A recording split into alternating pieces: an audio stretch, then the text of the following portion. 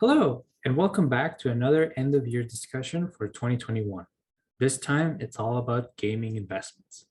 I'm Brian McGovern, a senior editor with the Investing News Network, and with me today is Raj Lala, CEO of Evolve ETFs.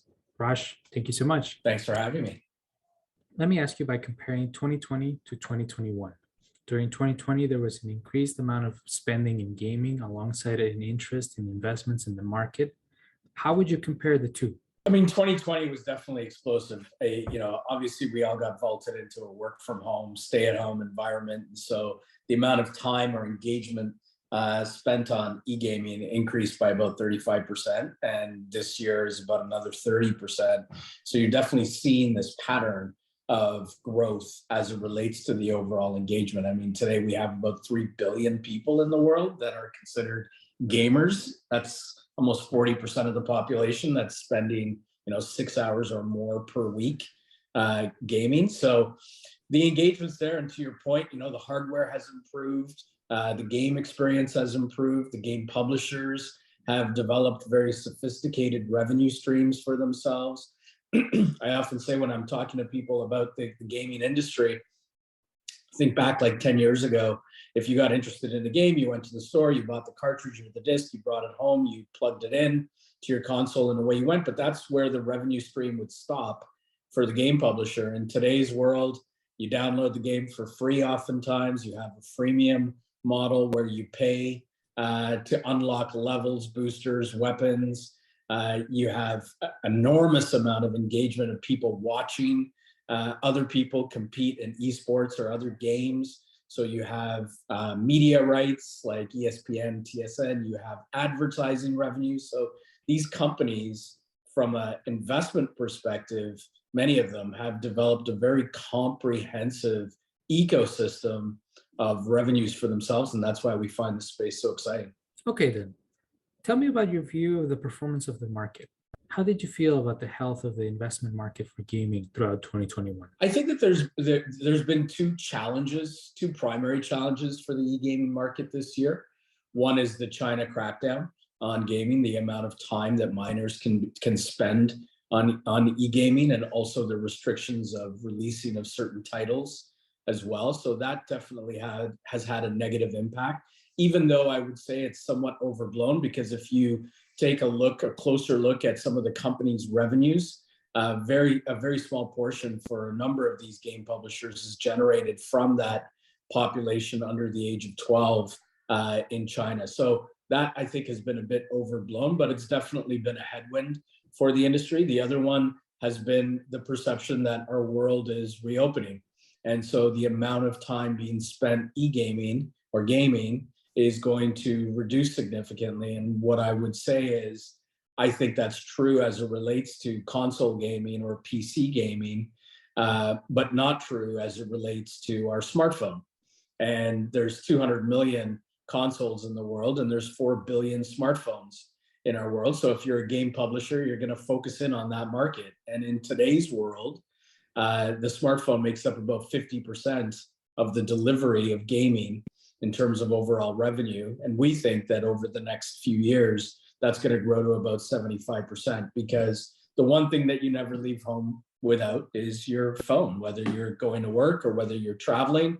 It's something that's always with you. And many people have seen most of the downloads in the Apple App Store and Google Play are game related. So I think that the smartphone is going to be very important, but the perception of the reopen of our world has also been a bit of a headwind for the industry. So we think as 2022 approaches, more and more people are going to recognize the lack of impact of the China challenge, and also the possibilities of gaming more on your smartphone. One of the other catalysts, I believe, for 2022 is going to be things like the metaverse really catching on, things like improvements in our 5G technology. And 5G to me is really important because the rollout has taken a lot longer than we would have expected. I mean, right now, only about 20% of North Americans are utilizing 5G technology because either we lack the hardware or we lack the infrastructure to support it. But once we increase adoption of 5G, and it's expected that in the next 18 months, we're going to be somewhere between 40 to 50% adoption, that's going to make the gaming experience that much better as well, because it's going to allow us to download the games quicker from the cloud, but it's also going to allow the game publishers to create games that are richer in graphics because we can upload and download them that much faster. So 5G, I think, is going to be a catalyst for 2022, and so is the metaverse. Raj, in the past, we've talked about mobile and the power it has in this sector. Tell me about the sector, how you see it, the health of it, and the progress it's made in 2021. You think back to the entire delivery mechanism trajectory of the gaming world. I'm older than you, but I remember my first gaming experience was going to the arcade and playing and dropping nickels and quarters into the machine to play. That was the big delivery mechanism of gaming 30 years ago. And then you had, of course, things like Pong. You had other game deliveries. We started to see more in the console market. We had Game Boys that kind of caught on for a little bit, meaning the handhelds, and then they kind of tailed off. But you look at this enormous growth of the smartphone, and to me, that's the driver of growth in this industry. 5 years ago, it was 25% of the industry. Today, it's 50%, and we think it's going to be 75% in the next few years. So as more and more people get smartphones, as they get better hardware, as we get faster connection speeds, the gaming experience is going to become that much better and easier for people to adopt. So to me, that's going to be a really big one. Now, as the last thing, looking ahead, what are your expectations when it comes to 2022 and what the gaming market will bring us that year? I'm a huge fan of one of the best investors of all time named Peter Lynch. He ran the Magellan Fund way before your time. But this was a guy that prescribed to the thought that you go to Walmart and you take a look at the shelves and see, what is everybody buying? And if people are buying an inordinate amount of certain products, well, then maybe you should go buy stock in those companies. And to me, that's where opportunities always lie, if you're taking a look at true usage. So if you look at the amount of spending in e-gaming today, just to bring it back to North America, the average millennial is spending $110 per month.